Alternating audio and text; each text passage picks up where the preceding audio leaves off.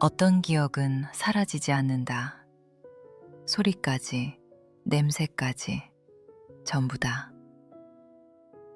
로즈가든 레스토랑의 고급 린넨 냅킨, 샴페인 잔이 맞부딪히는 청명한 소리, 사방에서 터지는 웃음. 졸업 모자를 쓴 서연이가 그 한가운데서 빛나고 있었다. 나는 가슴이 벅차서 터질 것 같았다. 28년. 박준혁과 내가 함께 쌓아온 세월이었다. 수원시 경기도의 전원주택, 나란히 키운 커리어, 끊기지 않고 이어온 주말 점심 모임들. 사람들은 늘 우리를 모범적인 중산층 부부라고 불렀다. 나는 그 말이 자랑스러웠다. 진심으로. 준혁이 자리에서 일어나 잔을 들었을 때 당연히 딸을 위한 축사가 나올 줄 알았다. 그런데 그가 꺼낸 말은 달랐다. 나는 이제 새로운 삶을 시작하려고 해. 그 말이 공기 속으로 스며드는데 1초도 걸리지 않았다. 내 포크가 허공에서 멈췄다. 50명의 시선이 일제히 나를 향했다. 우리 집에서 비싼 와인을 마셨던 사람들, 서연의 어린 시절을 곁에서 지켜봤던 사람들이 숨을 죽이고 기다렸다. 내가 무너지기를. 끝까지 들으면 왜 내가 무너지지 않았는지 알게 될 거다. 나는 웃었다. 그리고 천천히 입을 열었다. 솔직하게 말해줘서 고마워요. 핸드백에서 크림색 봉투를 꺼내 그의 접시 옆에 조용히 내려놓았다. 준혁의 목소리가 처음으로 흔들렸다. 이게 뭐야? 나는 눈 하나 깜빡이지 않고 대답했다. 나중에 읽어봐요. 서연을 향해 돌아섰다.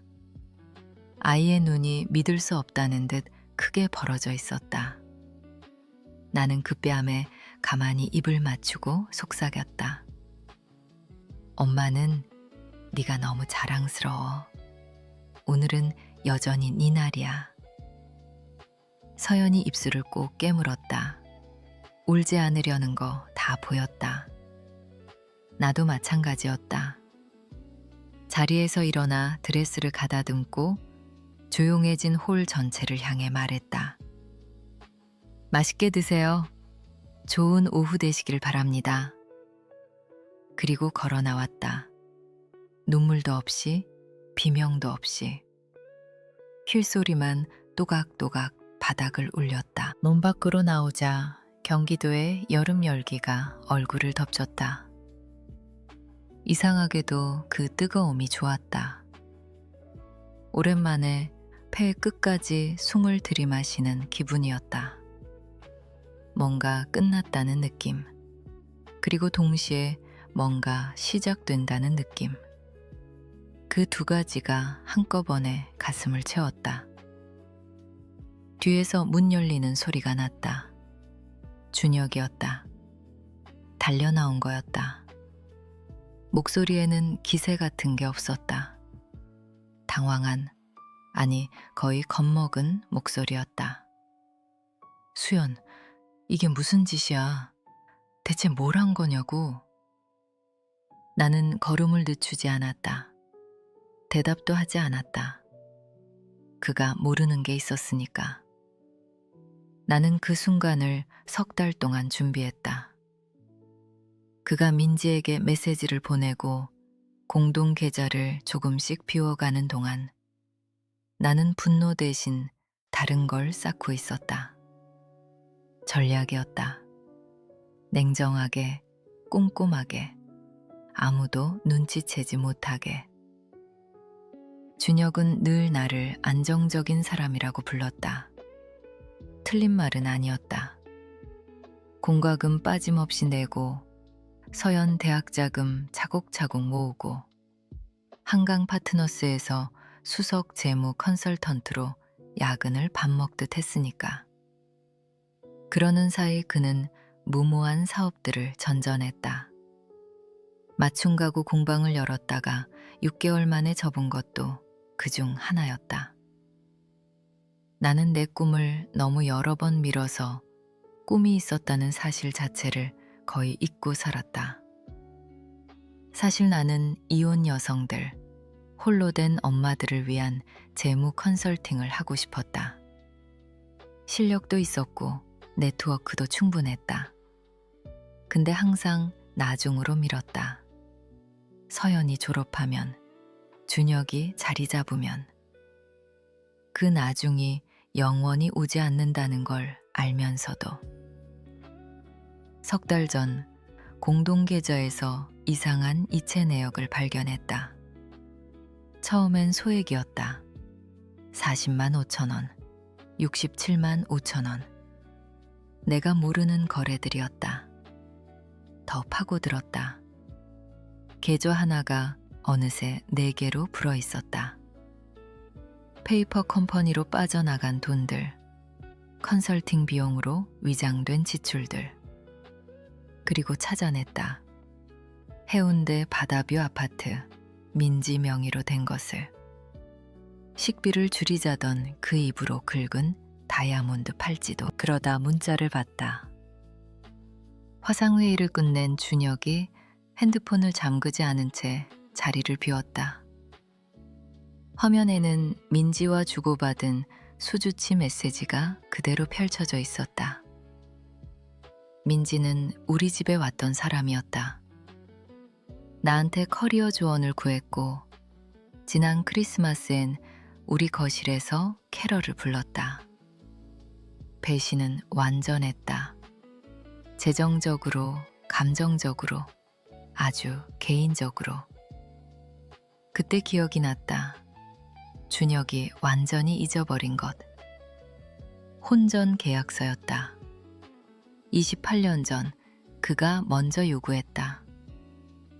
당시 나는 적지 않은 유산이 있었고 그는 빚과 야망밖에 없었다. 자신의 미래 수익을 보호하겠다고 했다. 아이러니하게도 정절 조항을 넣자고 고집한 건 나였다. 그때는 낭만이라고 생각했다. 지금은 그게 내 무기가 됐다. 조항 내용은 단순했다. 불륜으로 이혼에 이르면 귀책 당사자는 퇴직금과 혼인기간 중 취득한 모든 재산에 대한 권리를 포기한다. 유효기간 없음. 준혁이 로즈가든 레스토랑에서 자신만의 각본을 완성하는 동안 나는 이미 다른 결말을 써내려가고 있었다. 재무이혼 전문 변호사 김태준을 만났다. 이체 내역을 한 건도 빠뜨리지 않고 역추적했고 영수증을 전부 끌어모았고 보안 카메라 자료 제출 명령도 받아냈다. 증거는 빈틈이 없었다. 준혁이 끝내 몰랐던 건 딱 하나였다. 내가 그날 아침 이미 이혼 서류를 제출했다는 것. 시스템에 반영되기 전이었을 뿐이다.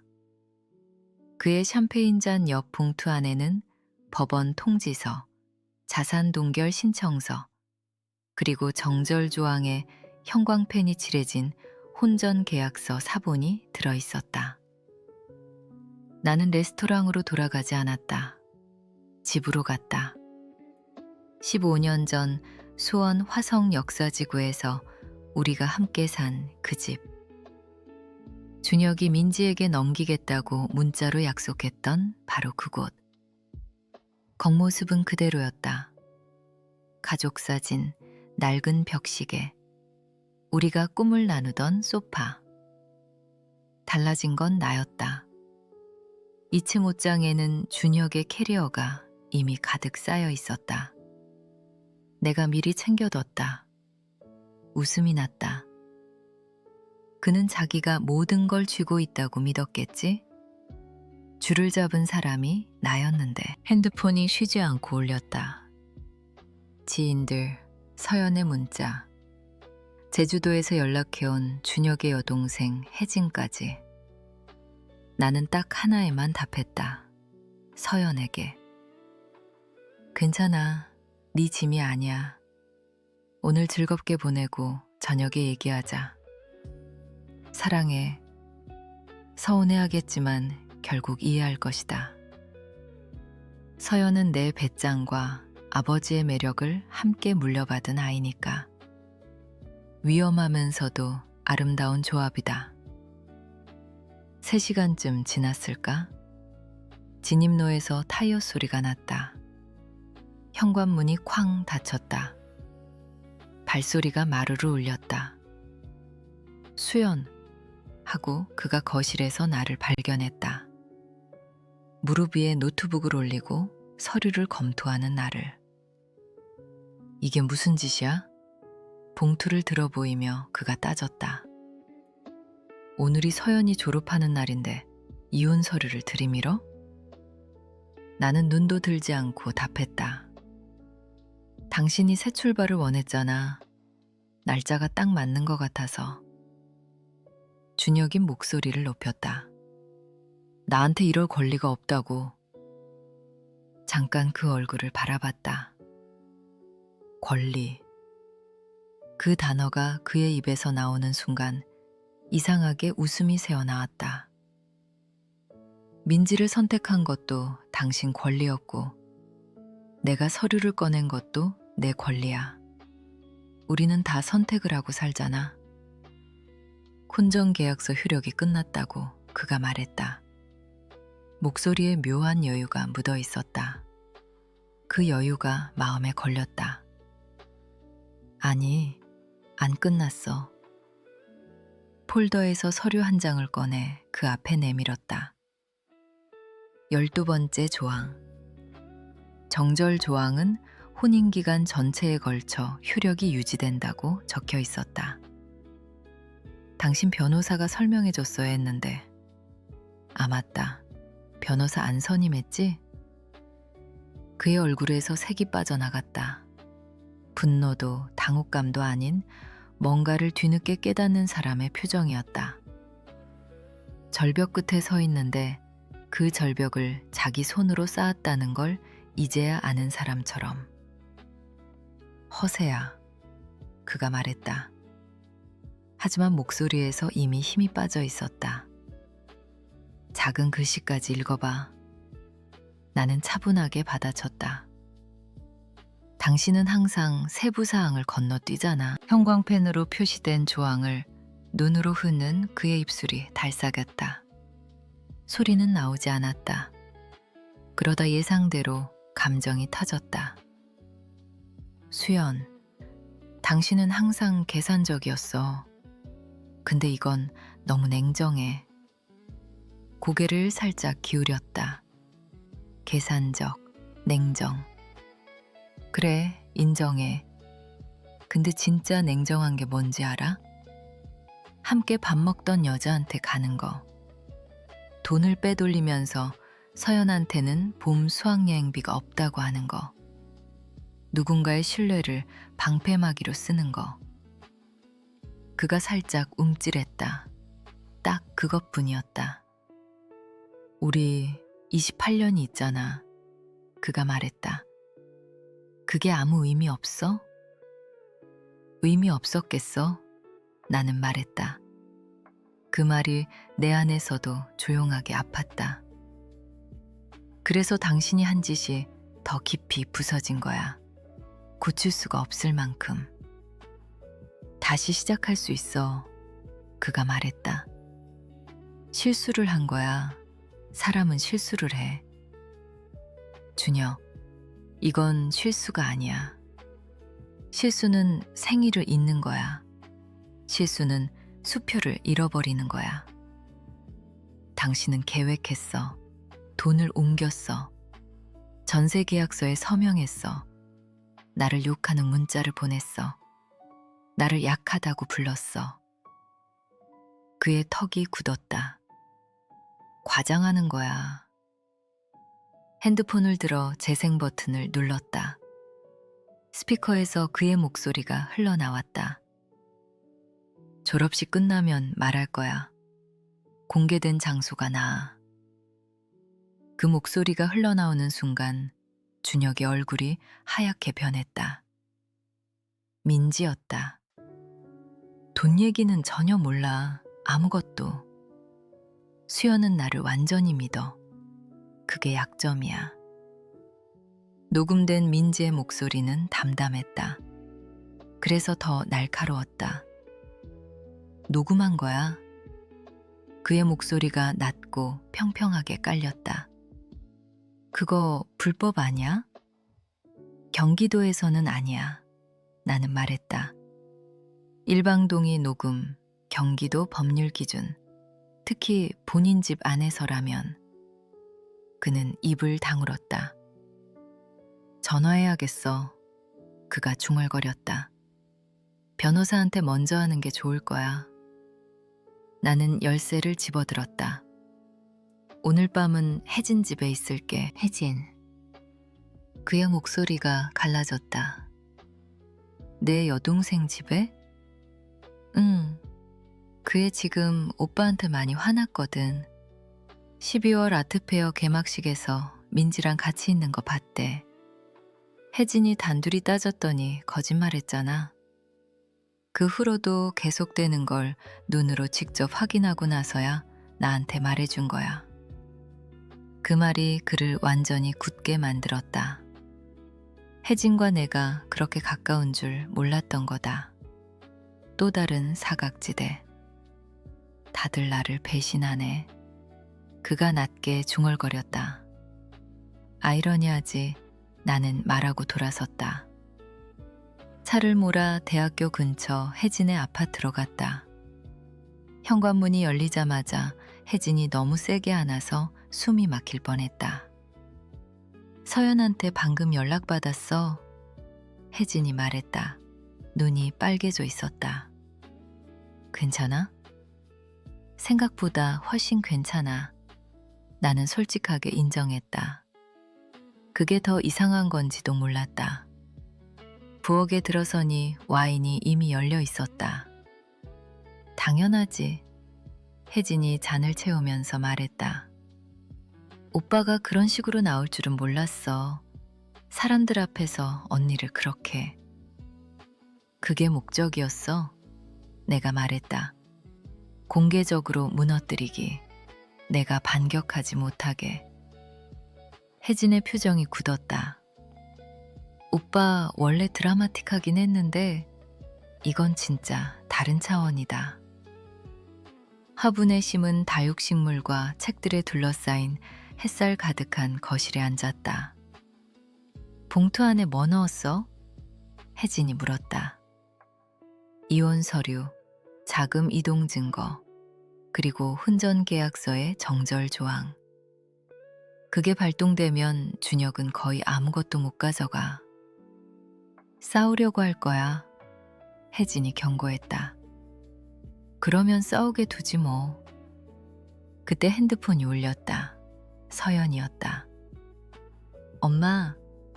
목소리가 팽팽하게 당겨져 있었다. 지금 갈게. 얘야, 안 와도 돼. 이미 가고 있어.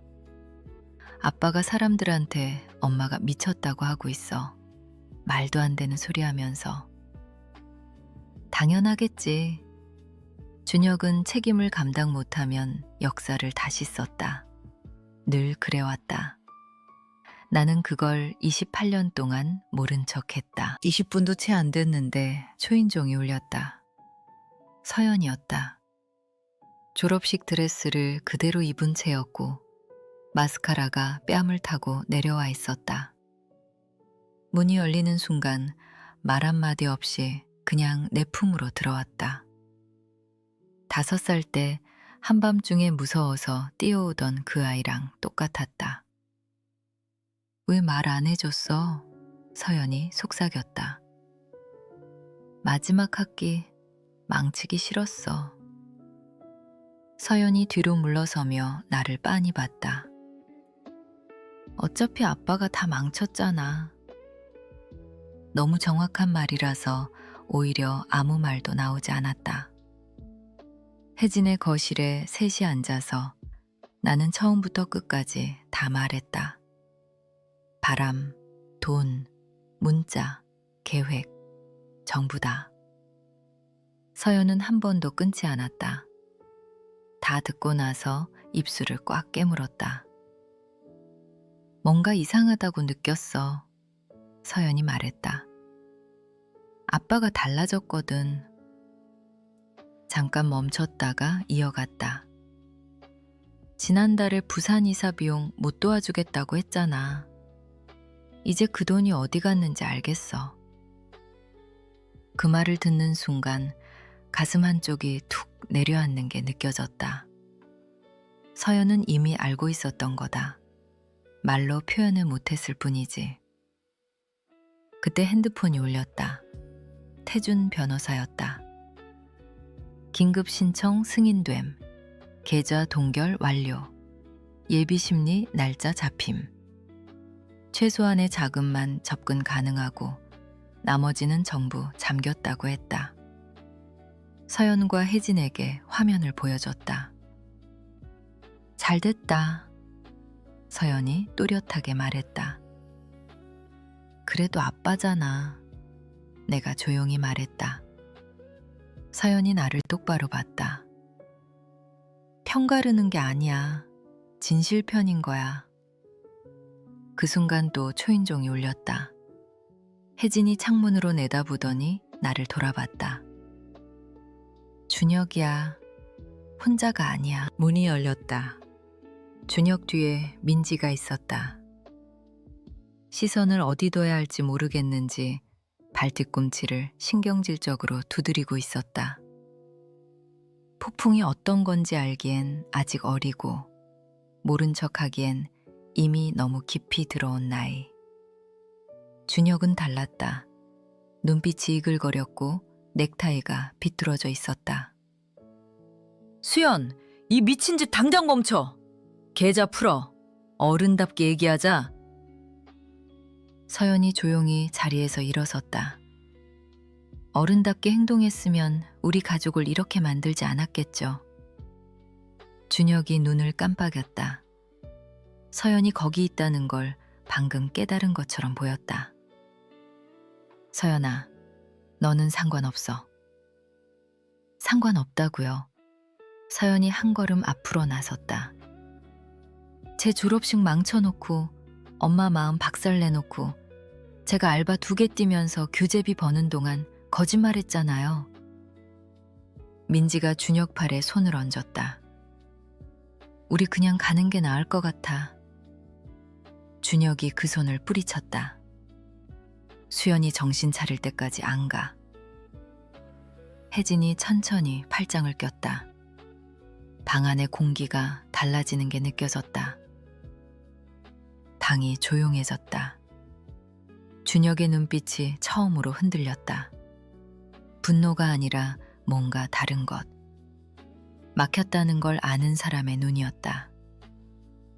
수연, 변호사 없이 얘기하자. 목소리가 한 톤 낮아졌다. 어른끼리. 나는 천천히 고개를 저었다. 예비 심리 전에 할 말 없어. 판사 앞에서 해. 준혁이 한 발 다가왔다. 나는 꼼짝하지 않았다.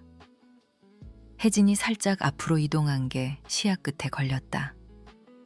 말은 없었지만 그걸로 충분했다. 민지가 핸드백 끈을 두 손으로 꼭 쥐고 있었다. 아까부터 계속 그러고 있었는데 이제야 눈에 들어왔다. 그 모습이 이상하게 낯익었다. 나도 한때 저랬다. 뭔가 단단히 잘못됐다는 걸 알면서도 손에 힘만 주던 시절이 있었다. 근데 동정은 거기까지였다. 준혁이 마지막으로 나를 봤다. 표정이 굳어 있었다. 후회할 거야. 나는 작게 웃었다. 이미 오래 후회했어. 그 부분은 끝났어. 서연이 문 쪽으로 걸어가더니 열어줬다. 말 한마디 없이. 준혁이 잠깐 서연을 봤다. 서연은 시선을 돌리지 않았다. 준혁이 먼저 나갔고 민지가 뒤따르다가 문지방에서 멈췄다. 나한테도 거짓말했다는 거 알아요. 작은 목소리였다. 그리고 나가버렸다. 문이 닫혔다. 혜진이 긴 숨을 내쉬었다. 서연이 소파에 다시 주저앉았다. 아무도 아무 말도 안 했다. 그 침묵이 이상하게 편했다. 그 침묵은 오래가지 않았다. 아니, 사실 그 침묵이 필요했다. 우리 셋 다 그걸 알고 있었다. 서연이 먼저 입을 열었다. 근데 수연 언니, 진짜로 괜찮아? 억지로 버티는 거 아니지? 나는 잠깐 생각했다. 억지로 버티는 게 뭔지 이제 잘 알아서. 지금은 아니야. 진짜로. 혜진이 부엌에서 와인잔 2개를 들고 나왔다. 새 출발을 위해 라고 짧게 말하면서 내 앞에 잔을 내밀었다. 나도 잔을 들었다. 더 좋은 것들을 위해서. 우리 셋이 잔을 부딪혔고 아무도 아무 말도 덧붙이지 않았다. 그 단순함이 오히려 좋았다. 사흘 뒤 법원에 들어섰다. 이슬비가 내리고 있었다. 잿빛이었다. 세상이 숨을 참는 것 같은 그런 날씨. 나는 네이비 블루 정장을 골랐다. 눈에 띄지 않게, 단정하게, 흔들리지 않게. 준혁은 맞은편에 앉아 있었다. 새 변호사를 데리고 왔는데 젊고 말끔했지만 가사법원이 처음인 티가 역력했다. 준혁 자신도 자세가 이미 긴장을 드러내고 있었다. 시선을 마주치지 않으려 했다. 판사는 은발에 안경을 코끝에 걸친 여성이었다. 서류를 넘기면서 고개도 들지 않고 물었다. 이씨, 이 혼전계약서의 유효성에 이의를 제기하십니까? 준혁 쪽 변호사가 헛기침을 했다. 판사님, 혼인기간을 고려할 때 해당 문서의 효력이 만료됐다고 주장합니다. 판사가 특정 탭을 펼쳤다. 제18조 기간. 본 계약은 혼인 전 기간과 이후 모든 해소 절차에 걸쳐 효력을 유지한다. 만료 조항은 없습니다. 목소리가 건조했다. 여지가 없었다. 준혁이 앞으로 몸을 기울여 변호사에게 급하게 뭔가를 속삭였다. 변호사 표정이 굳어갔다. 나는 그 모습을 조용히 바라봤다. 판사가 계속 말했다. 또한 재판부는 은닉 이체와 자산 우회를 포함한 재정 비위의 신빙성 있는 증거를 확인했습니다. 제23조 공시조항 위반에 해당합니다. 안경 너머로 준혁을 똑바로 봤다. 나는 숨을 참았다. 손끝이 차가웠다. 판사가 말을 이었다. 증거 게시가 완료될 때까지 모든 공동 계좌는 동결된다고. 내 개인 계좌는 그대로 유지되고 정절 조항에 따라 지금 살고 있는 집에서 계속 거주할 권리가 있다고 했다. 준혁 얼굴이 눈에 띄게 붉어졌다. 이건 말도 안 된다고 꽤 큰 소리로 중얼거렸다. 판사가 천천히 눈썹을 들었다. 이씨, 서명은 본인이 직접 하셨으니 계약서를 좀 더 꼼꼼히 읽어보시길 권합니다. 의사봉이 가볍게 울렸다. 30일 후 다음 심리였다. 법정을 나서는데 준혁이 복도에서 따라왔다. 수연, 잠깐만. 나는 멈췄다. 천천히 돌아섰다. 이성적으로 이야기 좀 하자고 그가 말했다. 나는 잠시 그의 얼굴을 봤다. 눈가가 묘하게 풀려 있었다. 나는 낮게 말했다. 이야기는 진작에 했어야 했어, 준혁. 나를 속이기 전에, 민지 전에, 우리 딸 그 순간을 망치기 전에. 그의 표정이 무너졌다. 28년이 아무것도 아니라는 거야? 그가 말했다. 나는 고개를 저었다. 아무것도 아니지 않았어. 당신이 스스로 그렇게 만들기로 결정하기 전까지는. 그리고 돌아서서 걸었다. 뒤는 보지 않았다. 소문은 생각보다 빨리 퍼졌다. 몇 주 전까지 우리 집 식탁에서 비싼 와인을 기울이던 사람들이 전화를 걸어 실제로 무슨 일인지 물어왔다. 진심 어린 목소리도 있었지만 솔직히 그냥 이야깃거리가 필요한 경우가 더 많았다. 나는 짧게만 답했다. 준혁과 별거 중이에요. 그런 일도 있잖아요. 그게 다였다. 굳이 설명해야 할 이유가 없었다. 하지만 준혁의 겉모습은 오래 버티지 못했다. 성실한 사업가, 다정한 남편이라는 이미지에 균열이 가기 시작했다. 계절가 동결되면서 하나씩 무너졌다. 해운대 바다뷰 아파트가 사라지고 새 제네시스 계약이 취소됐다. 한강 파트너스조차 간신히 버티고 있다는 소문이 돌았다. 내가 몇 년간 조용히 뒷받침해온 자금이 끊기자 실체가 그대로 드러났다. 어느 날 아침 혜진에게 전화가 왔다. 목소리에 웃음기를 감추지 못하고 있었다. 민지가 나갔대. 나는 이미 눈썹을 올리고 있었다. 준혁한테 기대했던 재산이 없고 남은 것도 전부 법원에 묶여 있다는 걸 알았나 봐. 웃음이 났다. 힘든 시절을 함께할 생각은 처음부터 없었던 거네. 혜진 말로는 민지가 유나한테 준혁의 현실이 자기가 꿈꾸던 모습과 전혀 달랐다고 했다더라. 그 말을 들으면서 나는 딱 한 가지만 생각했다. 나도 한때는 그렇게 몰랐었지. 나는 내 방식대로 다시 시작했다. 시내의 작은 사무실을 얻었다. 문 앞에 황동 명판을 달았다. 이수연 재무 컨설팅. 첫 번째 고객은 지인 소개로 왔다. 두 번째도 마찬가지였다. 둘 다 손에 법원 서류를 꼭 쥔 채 어디서부터 시작해야 할지 모르는 여성들이었다. 눈빛에 두려움이 그대로 담겨 있었다. 낯설지 않았다. 몇 년 전에 내가 딱 그 얼굴이었으니까. 재무제표 읽는 법, 법원 준비를 어떻게 해야 하는지, 안정이라는 게 어디서 시작되는지, 아무도 가르쳐 주지 않아서 혼자 몸으로 익혀야 했던 것들을 그대로 건넸다. 직업적인 성취이기도 했지만 솔직히 나 자신을 위한 일이기도 했다. 그 사람들의 눈빛이 조금씩 바뀌는 걸 볼 때마다 뭔가 마음 한구석이 채워지는 느낌이었다. 서연이 일주일 뒤 사무실에 들렀다. 부산에서 새 직장을 시작하기 직전이라고 했다. 문을 열고 들어서면서 천천히 들러보더니 말했다.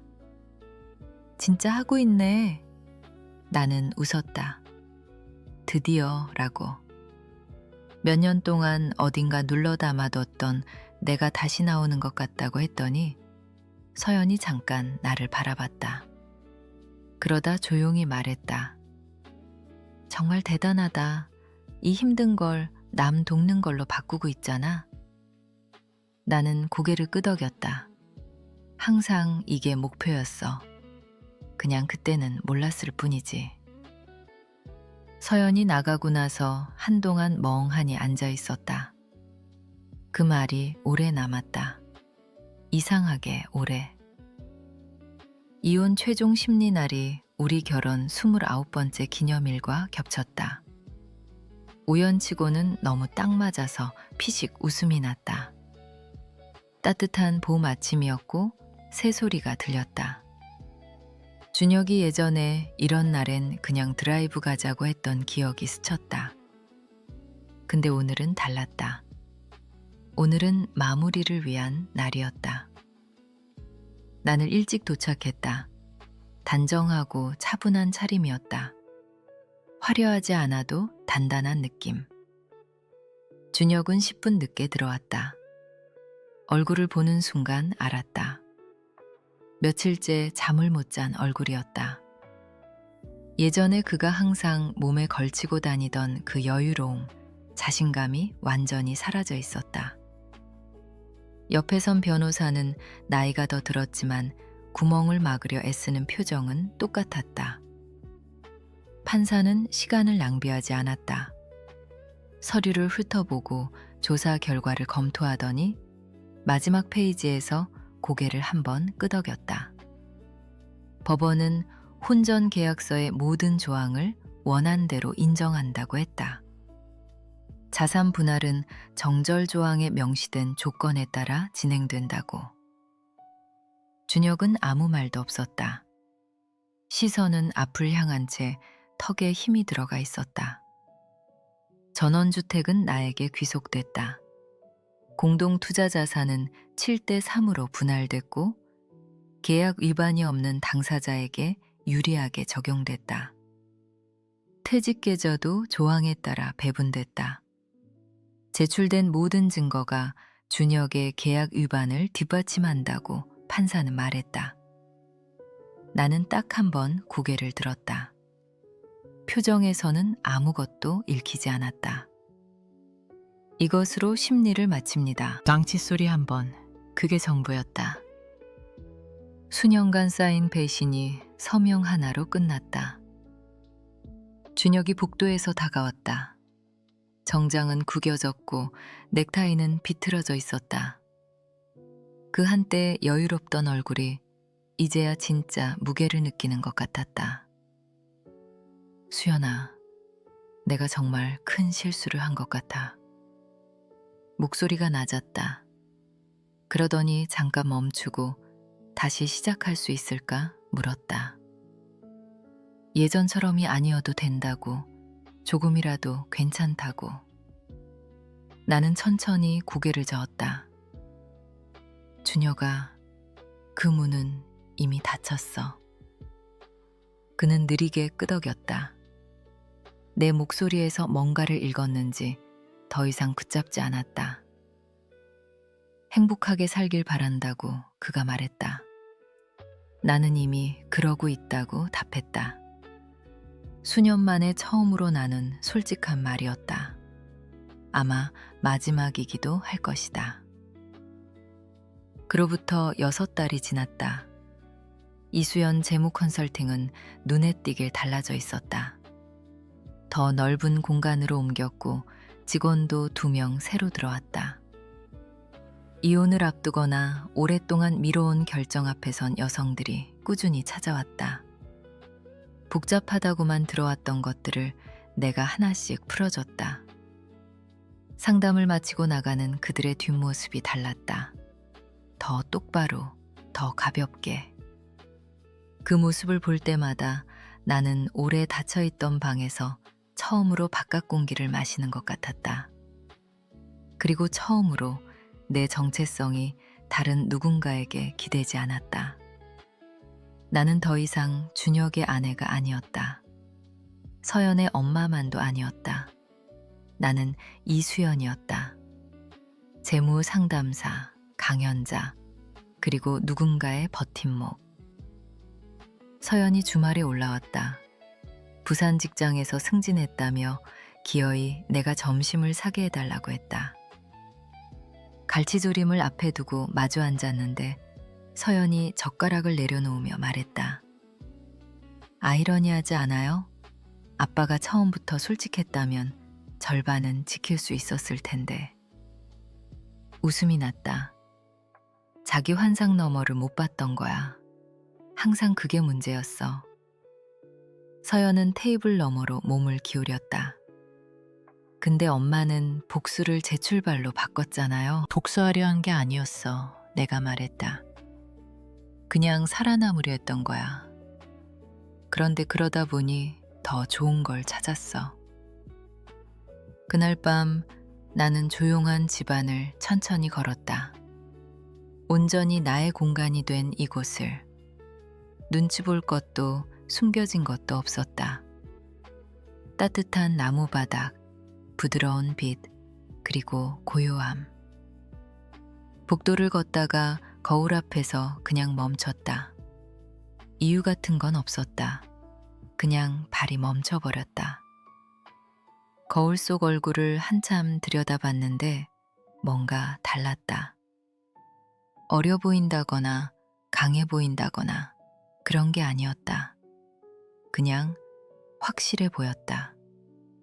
눈빛이 흔들리지 않았다. 수십 년 만에 처음으로 거울 속 그 여자가 낯설지 않았다.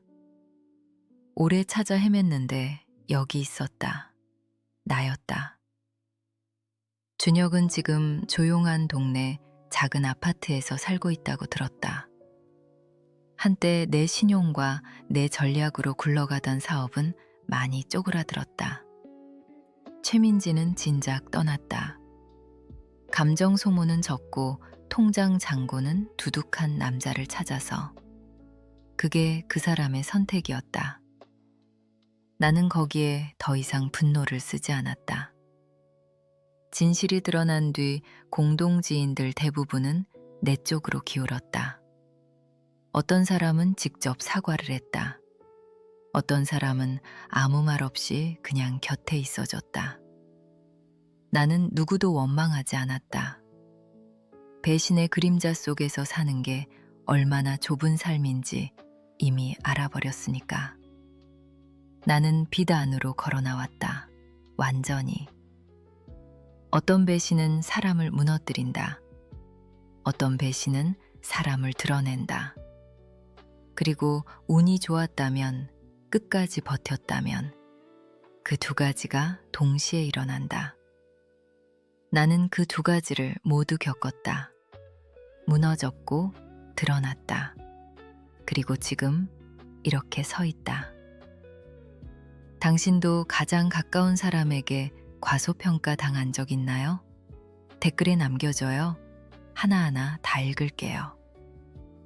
이 이야기가 조금이라도 마음에 닿았다면 지금 힘든 누군가한테 이 영상 공유해줘요. 다시 시작하는 것 자체가 이미 가장 강한 대답이라는 걸 그 사람도 지금 들어야 할 것 같아서요.